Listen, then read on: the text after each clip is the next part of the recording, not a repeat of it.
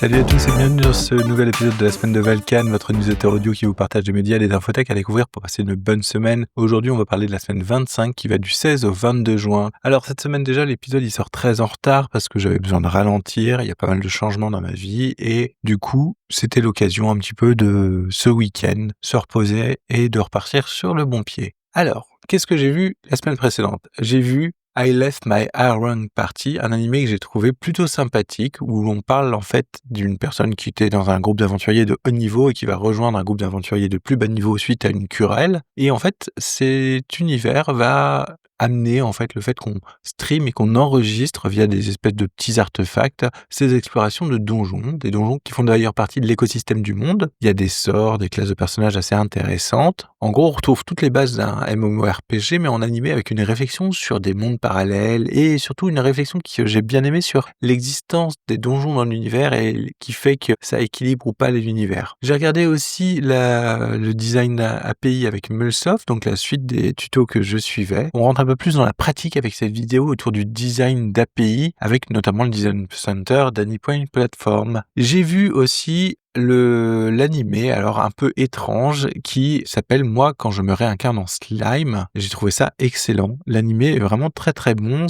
Pour le coup, c'est un isekai, donc un animé où on va prendre quelqu'un d'un autre monde qui va se réincarner dans un monde qu'il ne connaît pas, mais il va se réincarner comme slime. C'est en fait très touchant. C'est vraiment assez sympathique. On observe un petit peu une histoire qui va devenir de plus en plus prenante et surtout de plus en plus sombre et adulte, alors qu'elle est bercée de plein de moments de petite insouciance et qui sont assez sympathiques. Donc non, j'ai vraiment bien aimé, j'ai du mal à décrocher. J'ai lu un article aussi sur les pays nordiques et l'Estonie qui font qu'ils reviennent en fait à des moyens de paiement offline.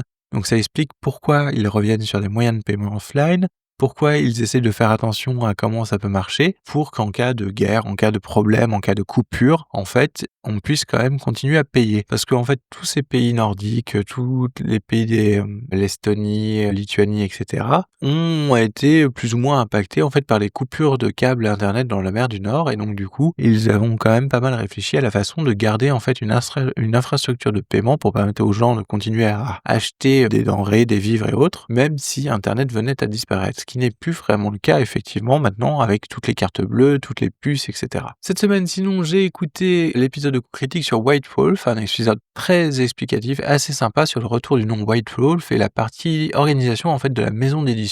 On va voir ce que ça va donner et ce qui va sortir de jeu de cette réorganisation, parce que pour ma part j'aimais beaucoup le Chronicle of Darkness avec uniquement les humains et ça m'avait vraiment convaincu, ce qu'on appelait le Monde des Ténèbres 2004, puisqu'il était sorti comme ça un petit peu Monde des Ténèbres en français par Hexagonal en 2004. Voilà, c'était plutôt sympathique, donc j'ai hâte de voir ce qu'ils vont faire avec le retour de la marque White Wolf. J'ai écouté aussi La Machine à écrire, l'épisode Donnez vie aux idées avec Michel Gondry, et j'ai beaucoup aimé l'épisode. Je l'ai lancé parce que nous avons eu la chance en fait d'avoir l'épisode de Maya donne-moi un titre sur la Luni, en fait, donc cette boîte à histoire pour enfants. Et donc je voulais un peu plus connaître la genèse de cette histoire. J'ai été vraiment captivé en fait par la façon dont ça avait été créé. J'ai envie de découvrir un peu plus maintenant l'univers de Michel Gondry avec Microbe et Gazoil, et aussi un peu plus aussi la technique dont il parle de David Lynch avec les 70 fiches pour faire un film. J'ai écouté pas mal d'épisodes de Tech Café que j'aime toujours autant et qui est en fait une grande partie de ma veille tech actuelle. Alors je vais pas vous les résumer, mais si vous voulez savoir pourquoi l'ère des influenceurs virtuels débute et pourquoi on a transformé Barbie en futur Terminator, je vous invite à venir les écouter, sachant qu'il y a eu un épisode aussi sur la domotique, sur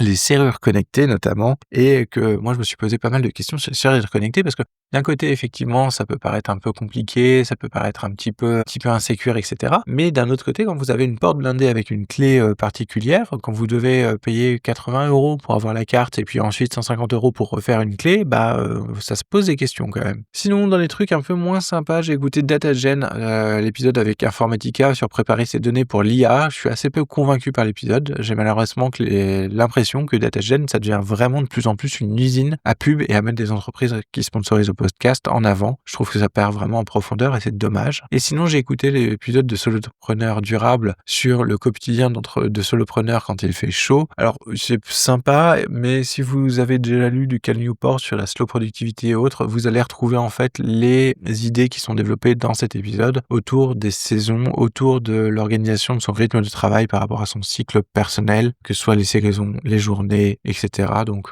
j'ai pas vraiment appris grand-chose de plus. Sinon, cette semaine, j'ai travaillé sur quoi? J'ai travaillé sur une petite pensée structurée autour de la mémoire, donc que j'ai pas encore finalisé, puis j'ai pas encore partagé, mais par contre, j'ai fait un petit retour d'expérience sur Ghost, donc le CMS Ghost que j'ai installé en local et que j'ai testé pas mal pendant une semaine. D'ailleurs, je vous donne le lien dans les notes de l'épisode si vous voulez aller le tester, si vous voulez aller voir ce que j'ai testé plutôt. Voilà, donc mon retour, il est plutôt positif, même si malheureusement, je pense que Ghost n'est pas un outil pour moi. Je trouve le CMS très sympa. Il fait pas mal de choses, ça le fait bien, ça le fait rapidement. Il y a des gros plus comme newsletter intégré, les moyens de paiement, la flexibilité de mettre en place un flux de podcast, des intégrations API qui permettent de faire des partages facilement, etc., etc. Par contre, ça correspond pas du tout à ma pratique que je souhaite avoir autour du Digital Garden. Pour moi, il me manque plusieurs choses. Il me manque les liens bidirectionnels. Il me manque cette espèce un peu de minimalisme, de brutisme en fait sur le site web. Donc pour le moment, je vais rester sur mon jardin numérique sur Vercel, même si j'ai déjà d'autres idées pour tester des choses. Parce que le gros problème aussi que j'avais avec Ghost, c'est que la synchro Obsidian avec le plugin était très light et donc me demandait aussi beaucoup de retravail pour avoir des articles qui tiennent la route et refaire des liens, etc. Ce qui est pas le but en fait. J'ai envie de structurer ma pensée dans Obsidian et de pouvoir la partager en 2-3 clics directement sur Internet pour vous la partager et la soumettre en fait à votre critique, à votre regard. Donc j'ai pas envie de devoir écrire quelque chose puis repasser 2 heures dessus pour que ce soit bien présenté dans le CMS. Voilà, ça sera tout pour cette semaine. J'espère que vous allez trouver des choses qui vont vous plaire et qui vont vous intéresser. En tout cas, je vous souhaite une excellente semaine et je vous dis à la semaine prochaine. Salut.